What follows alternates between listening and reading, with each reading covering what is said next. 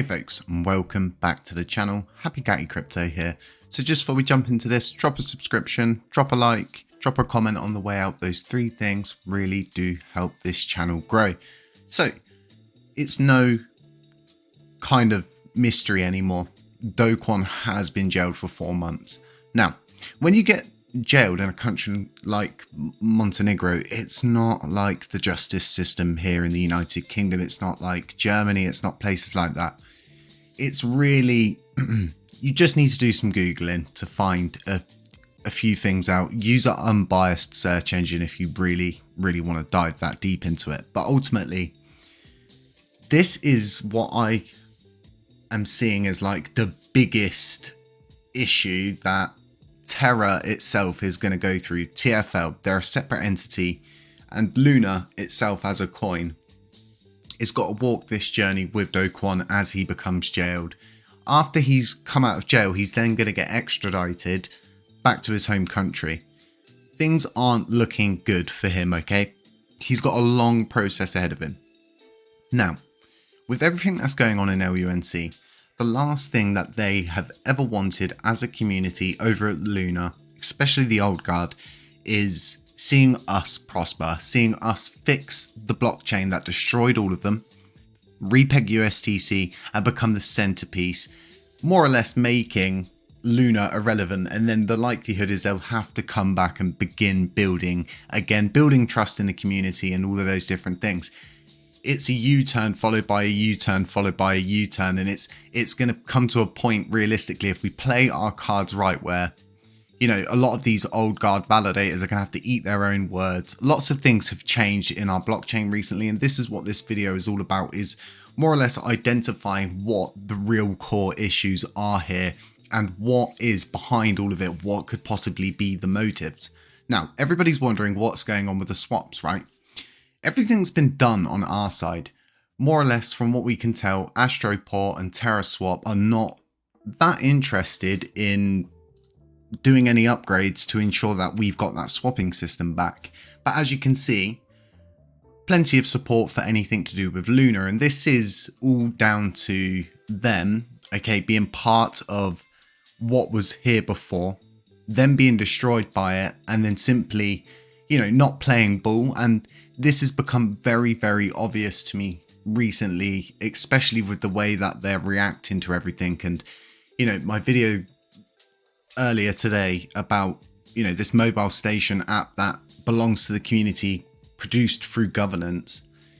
It's one of those things we need, because we can't rely on more or less people who are drilling holes in the boat. People are there just to simply sabotage, and if they can, you know, it's like breaking your leg and they could help you, but instead they would rather see you not make it, not prosper, and then they just, you know, it wipes us out as a whole. And I've always thought to myself, if you're going to try to attempt to destroy LUNC, and what we've currently built is to more or less integrate and mingle yourself in with the crowd, then get a position of power, and then just simply destroy it from the inside out. Because like I've said many times before, the old guard do not want to see this chain prosper. There's a lot of money locked into our Oracle rewards pool. When I say a lot of money, a lot of money. They want as many of those rewards as they can get with minimal change happening and them not having to do absolutely zilch on this blockchain. And we can see this reflected in our, you know, validators list. If we look at the real top 10 validators, I only realistically see one in there, and ultimately they pulled a huge rug on the community. And if you go and listen to the podcast they did with DJ Trev, your ultimate answer to am I going to be able to get my money back is, well, then you don't understand what a decentralized coin is, and you don't understand what a protocol does, and you know, it's not their fault, it's your fault for investing. It's like seeing people like this at the top, from what I can tell, because of how much voting power they lost during that whole debacle, is that this is actually a stored treasury, that these are the amount of coins that they hold, own, and are consistently locked in, to the point of where they decide to collapse their treasury, split it out between the team members, and, you know, sail off into the horizon when things don't work out. But putting them aside, like I said, we look at the top 10, you know, other than all nodes, who's building on the blockchain? Well, For Maximalist isn't. CoinPayu isn't. Orion's definitely not. KuCoin is definitely not. Interstate, you know, zero fee, which is total horse because there's no zero fees anymore. And this is all, you know, introducing these new changes, which guess what means they've got nothing to offer anymore. They've got nothing to offer other than a 5% commission rate. They can't even offer 0% fees. And what I'm hoping is over time, things are going to begin to change. This top 10, it has to change. It has to change for the long-term healthiness of this blockchain. Because if, okay, for example, this top 10 just stays the same forever, and it's just consistently these people reaping all of the rewards out of the Oracle rewards pool, whilst everybody below here, even myself, it's not profitable to run a node. So up to around, I think Jesus is Lord, which I'm absolutely highly convinced is LUNC now. The voice is uncanny. It's not profitable. I don't know if it's profitable for this person. The likelihood it is at that point, because that's a serious amount of voting power, which is reflected in rewards. You know, everybody below this is just simply struggling to break even each month. I'm not breaking even. I'm putting around $500 towards the node each month to ensure we can pay just our running costs. So like I was saying, this needs to change. So, you know, even validators myself can begin to flourish, begin to provide sustenance on top of everything else that I'm doing for the blockchain. And, you know, there's so much more we could do with the correct amount of funding. And, you know, I'm not funded whatsoever to be here. The money I earn from YouTube is around $180 to $200 a month after YouTube take their 40%, and that goes towards the node, and I still have to put money towards it. So that's all of my stake and rewards that go towards that as well. And like I was saying, right, if I didn't have to do that every month, there would be so much more we could do. We could do these kind of, well, I can't really get into it, but we could push the ProjectLUNCBurn phases on quicker. We could put into that treasury more, and we could allocate funds to different places, but instead we can't. Instead we're seeing the same, you know, old guard validators simply controlling the majority say and sway over the blockchain. They don't do anything. They're not building anything. They have no interest in this blockchain, but they're happily building on Lunar. They're happily doing stuff in other sectors. And I think it's about time that a video like this, where it's just straight to the point, tells it for what it is, says it for how it is, and shows it for exactly how it is. The only person I see in this list, or entity so to speak, up in this top 10 who honestly deserve to be there is all nodes. All nodes are like a guardian of this blockchain. We're very fortunate to have, you know, all nodes in our sector. They do so much. So for example, Terra C Vita claimed for a long time they were running the endpoints for the blockchain. Instead they weren't. They were playing some sort of weird secret carded hand behind the scenes, and all nodes was actually providing their endpoints for them, so then they could go and lie. And yeah, it's very strange. So like I was saying, they do so much for this blockchain. And when I saw that attack come from Gadakin about them having so much voting power that they could just control everything over the blockchain, there's never ever been a point where they've acted maliciously, even with all of the different attacks they've been under. Once again, pushing forward, persevering, finding solutions, not problems. And you know, all of that different stuff led to a lot of nodes shutting down, and our active set is at, I think it's like at 120.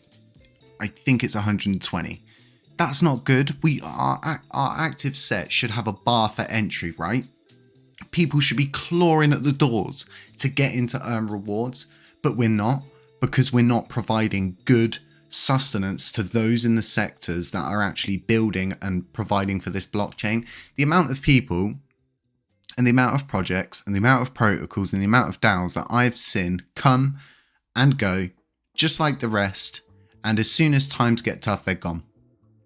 They don't want to be here when, you know, everything's going really well. You know, LUNC is worth a lot of money, and it's just not what we need. We need to start to support the correct people in the sector. Like I said, I felt like I had to do this video. No one's realistically going to be this blunt about it, because it's just going to paint a huge X on your back, because like I was saying, there's a lot of money. Okay, so for example, right, Thor Maximalist is bringing in about $12,000 a month for doing absolutely nothing. Just for doing nothing. And that's fine because, you know, they've got the voting power. People are delegating with them. And one of the biggest underlying issues, and I think this is something that needs to be addressed with this new Mobile Station app, is if you go on Mobile Station, it simply just automatically by default shows you the top 10 nodes.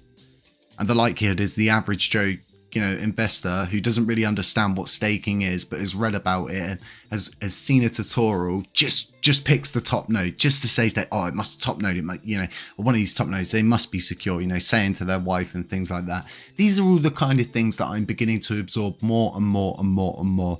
And like I said, what will happen is eventually it will all collapse under its own weight if, you know, things don't change. Because if you sit there and you ask yourself, could you run all of everything that I'm doing at a total loss each month and have to pay out? And at the end of each month, you're like, oh, cool, you know, so, all right, yeah, so this cost me, you know, $400 this month to do everything that I did, put all of the work in I did. You know, imagine working all month for your boss and then your boss saying, right, now you need to pay me $500, but I'm not getting a wage. No. But you owe us $500. Okay, boss, no worries. See you next week. You know, it's kind of like these things. And if I'm in these kind of situations, I can't begin to imagine how all of the nodes are below us.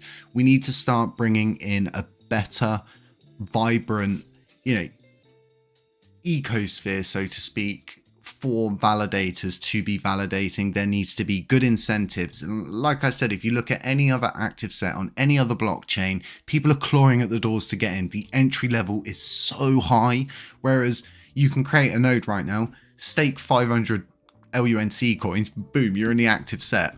Insane, right? I know. Folks, have a really nice day. Like I said, I don't like doing 2 videos because ultimately I have to prep both the videos before I head off to work. Had to get up an hour early, but it's, you know, now Tuesday.